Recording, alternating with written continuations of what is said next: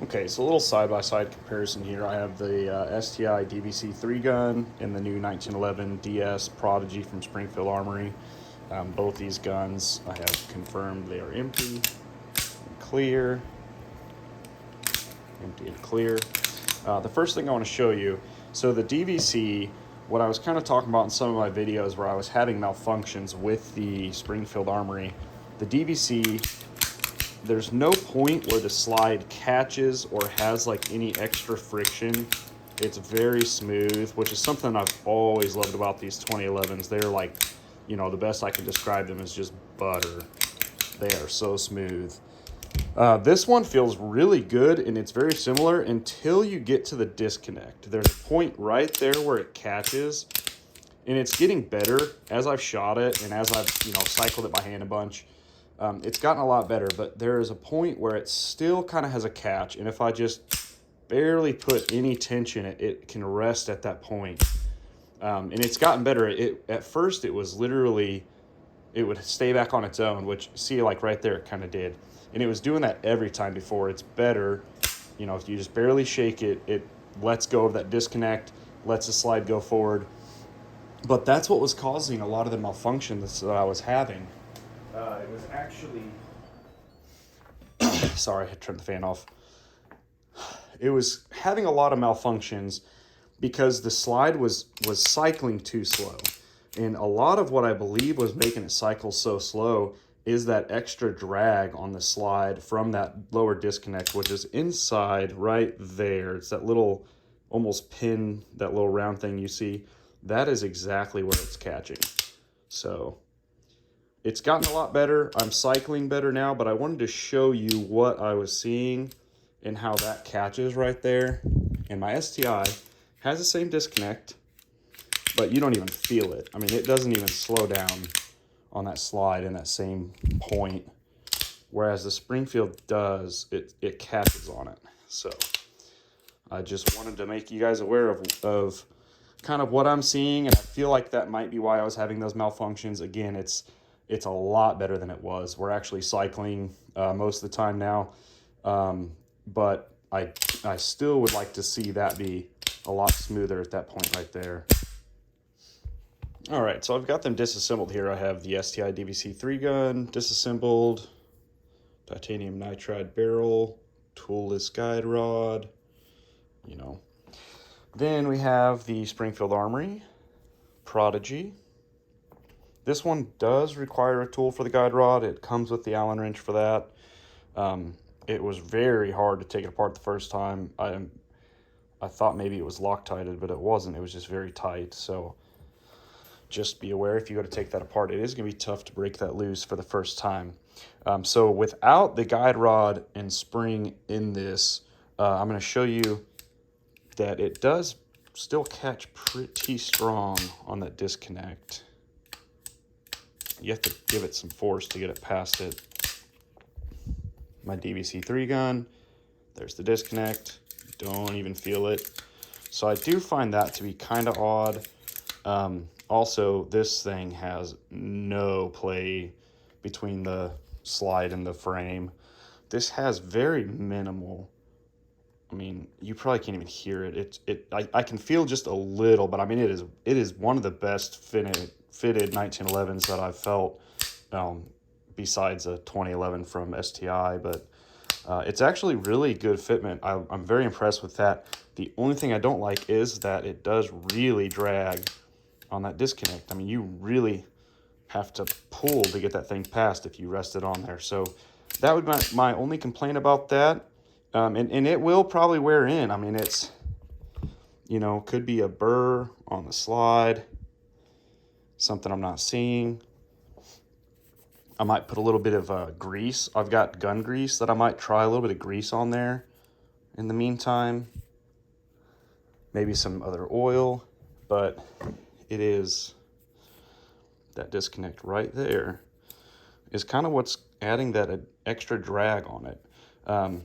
So I do like the way that these are built. I mean, you can see they are truly built like a 2011. So, you know, there's a slide on each. There's the actual frame of the gun. And then there's the grip module. And the grip module on these, just like an STI 2011, seems to be a polymer grip module. It's got the nice cutout for the hand grooves. I mean, there's a lot to like about this thing. It's very well built, very well designed, you know, just besides whatever that disconnector issue it's giving me. But it's getting better, and I think we're going to work past that. I just wish that out of the box felt and operated properly like this one does. But also, you know, we're talking half the price. And something I've never mentioned at all in any of these videos that was actually my absolute favorite part about this gun, it was really truly the selling point of this gun for the price point, is that you can do the slide ride optic. It's already cut for an optic. They sell the optic plates separately for other optics besides their hex. I bought the version that came with the hex. Technically, they didn't have a hex version in stock, but they sold me the hex and put it on there, you know, just like as if it were to have come like that. They had a hex in stock. So it came with that plate. So it is a slide ride red dot there, which I really liked that. Pretty decent red dot. You know, it's a 100,000 hour battery life, I think it said. So, I mean, that's pretty cool.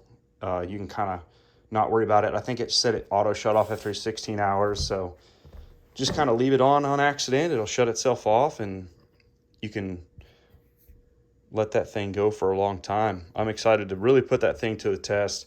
I haven't really spent a lot of time with it because I've just been trying to work through some of the malfunctions we were having, but we are on the upside of that. It has been shooting a lot better. I spent a little more time at the range. We're like 350 rounds into it now, and it started cycling smoothly for me. No malfunctions.